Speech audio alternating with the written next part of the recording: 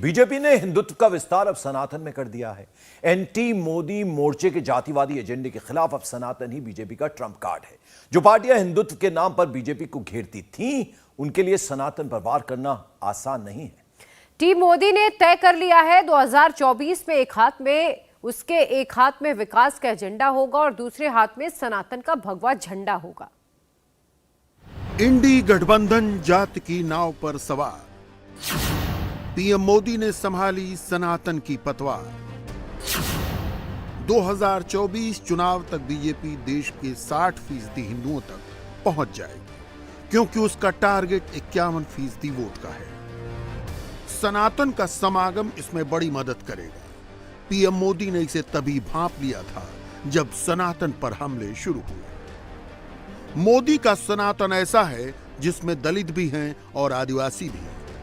ऐसा हम क्यों कह रहे हैं, मोदी का ये बयान सुनिए, आप खुद समझ जाएंगे। जो सनातन संस्कृति संत रविदास का प्रतिबिंब है, जो सनातन संस्कृति माता शबरी की पहचान है, जो सनातन संस्कृति महर्षि वाल्मीकि का आधार है, जिस सनातन ने हजारों वर्षों से भारत को जोड़े रखा है, ये लोग मिलकर अब उस सनातन को खंड खंड करना चाहते हैं। आज इन लोगों ने खुल करके बोलना शुरू किया है, खुल करके हमला करना शुरू करके दिया है। कल ये लोग हम पर होने वाले हमले और बढ़ाने वाले हैं। देश के कोने कोने में हर सनातनी को, इस देश को प्यार करने वाले को, इस देश की मिट्टी को प्यार करने वाले को, इस देश के कोटि कोटि जनों को प्यार करने वालों को, हर किसी को सतर्क रहने की जरूरत है। सनातन को मिटाकर ये देश को फिर 1000 साल की गुलामी में धकेलना चाहते हैं, लेकिन हमें मिलकर ऐसी ताकतों को रोकना है। हमारी संगठन की शक्ति से, हमारी एकजुटता से उनके मंसूबों को नाकाम करना है। विपक्ष के जाति जनगणना वाले वार के मुकाबले में सनातन ही बीजेपी की ढाल और मोदी शाह का हथियार होगा। बीजेपी का लक्ष्य है कि 2024 चुनाव तक हर हिंदू को कवर कर लिया जाए, एक भी सनातनी छूटने न पाए। भगवान राम की अयोध्या सजकर तैयार है। 22 जनवरी को इसी अयोध्या में रामलला की प्राण प्रतिष्ठा होगी। राम मंदिर का शिलान्यास भी मोदी ने किया। प्राण प्रतिष्ठा में भी वो मौजूद रहेंगे। शिलान्यास के वक्त मोहन भागवत भी मौजूद थे। आखिर वो बीजेपी के विचार परिवार के मुखिया हैं। बताने की जरूरत नहीं कि संघ सनातन के लिए किस तरह सक्रिय रहता है। उसका इंफ्रास्ट्रक्चर और नेटवर्क बीजेपी को एनर्जी देता है। मोहन भागवत आज हरिद्वार में जूना पीठाधीश्वर आचार्य महामंडलेश्वर अवधेशानंद गिरी के 25 साल पूरे करने के अवसर पर बतौर मुख्य अतिथि मौजूद थे। कार्यक्रम में राम जन्मभूमि तीर्थ क्षेत्र न्यास के महामंत्री चंपत राय, हरियाणा के सीएम मनोहर लाल खट्टर, पूर्व राज्यपाल भगत सिंह कोश्यारी और सांसद रमेश पोखरियाल निशंक समेत तमाम साधु संत मौजूद थे। इस मौके पर भागवत ने कहा, सनातन धर्म अटल है और हमेशा रहेगा। पहले दुनिया इस दृष्टि को ग्रहण करे, इसको कहते हैं सनातन।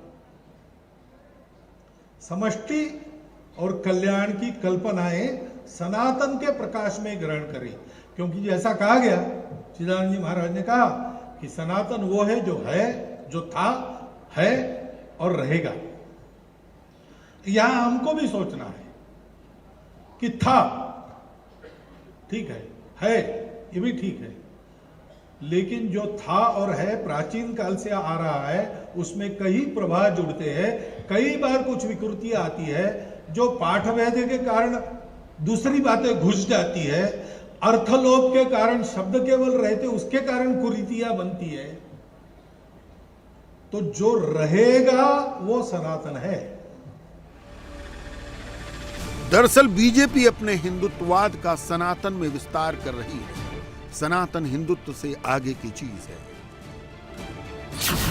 विपक्ष हिंदुत्व पर वार पलटवार कर सकता है, लेकिन सनातन पर घेरना आसान नहीं है, क्योंकि सनातन सर्वजन की बात करता है। विपक्ष ने जाति जनगणना का कार्ड खेला, उसी वक्त बीजेपी ने सनातन का ट्रंप कार्ड चला।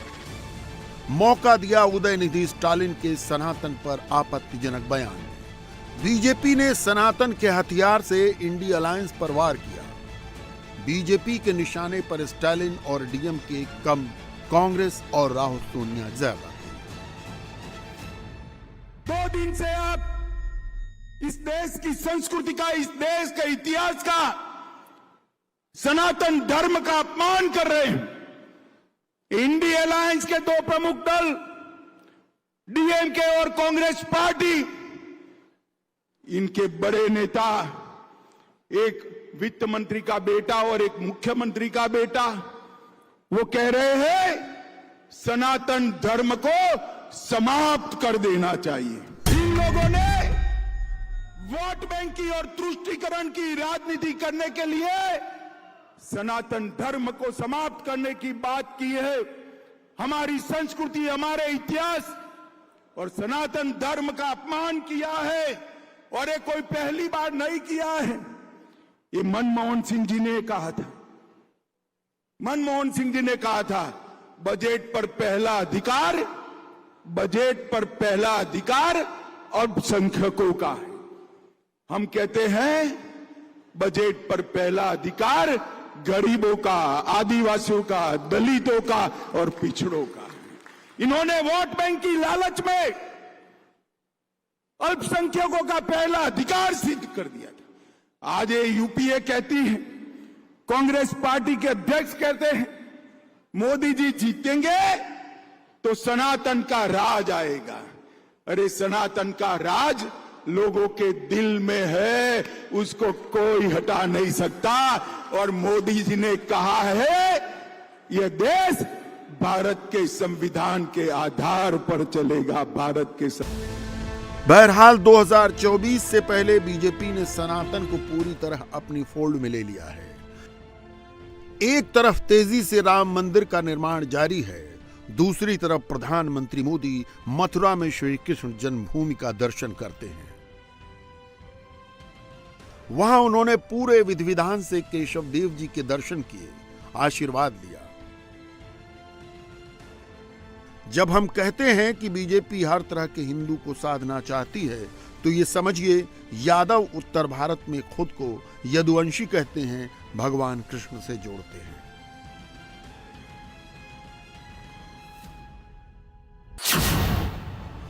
सिर्फ यूपी, एमपी और बिहार में उनकी संख्या 35% है। मोदी की कृष्ण आराधना इन यादवों के एक बड़े वर्ग को प्रभावित करती है। सिर्फ कृष्ण और राम ही नहीं, बीजेपी बुद्ध से भी खुद को जोड़ने की कोशिश कर रही है। इससे नॉर्थ इंडिया से लेकर नॉर्थ ईस्ट तक एक संदेश जाता है। योगी गाजियाबाद के गौतम बुद्ध विश्वविद्यालय के दीक्षांत समारोह में थे। वहां उन्होंने भगवान बुद्ध के विचारों को राह दिखाने वाला बताया। आपने गौतम बुद्ध के जीवन में बहुत सारी विशेषताएं देखी होंगी।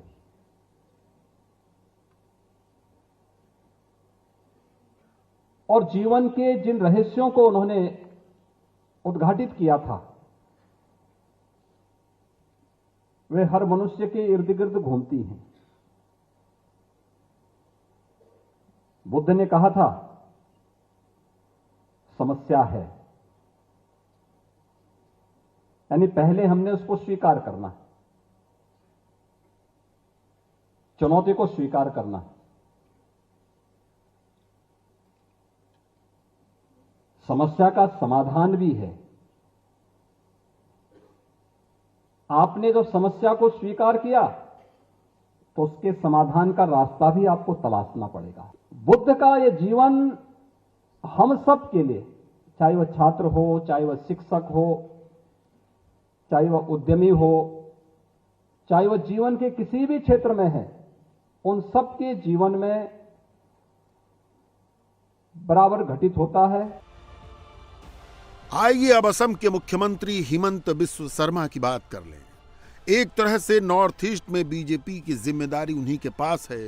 वो नॉर्थ ईस्ट डेमोक्रेटिक अलायंस के संयोजक भी हैं। हरियाणा का कुरुक्षेत्र ही नहीं, बंगाल की राजधानी कोलकाता में भी लक्ष्य कंठी गीता पाठ का आयोजन किया गया। यह आयोजन सनातन संस्कृति संघ, मोतीलाल भारत तीर्थ सेवा मिशन और अखिल भारतीय संस्कृत परिषद का था। गीता पाठ आरंभ होने से पहले प्रधानमंत्री का लिखित संदेश पढ़ा गया। समारोह में बंगाल बीजेपी के सारे महत्वपूर्ण नेता मौजूद थे। हम चुनाव को इसमें मुद्दा नहीं बना रहे, हम जनता को आश्वासन दे रहे कि तीसरे टाइम पे हम लोग जब जीत के आएंगे, भारतवर्ष में हमको क्या काम है, बाकी क्या काम है वो दिखाना चाहते हैं। ये तो एक डेमो है। जिन लोगों ने सोच के रखा है पश्चिम बांग्ला को बांग्लादेश बनाएंगे, इसको चेतावनी ये है, हम तीसरे बार जीत के आएंगे और बंग भूमि को अलग नहीं होने देंगे। ये भारतवर्ष का साथ है, रहेगा और यहाँ पे गीता ही गुंजेगा। यहाँ पे कुरान बाइबल नहीं, यहाँ पे गीता ही गुंजेगा। यहाँ पे राम लाला अपना घर पे पहुंचेगा।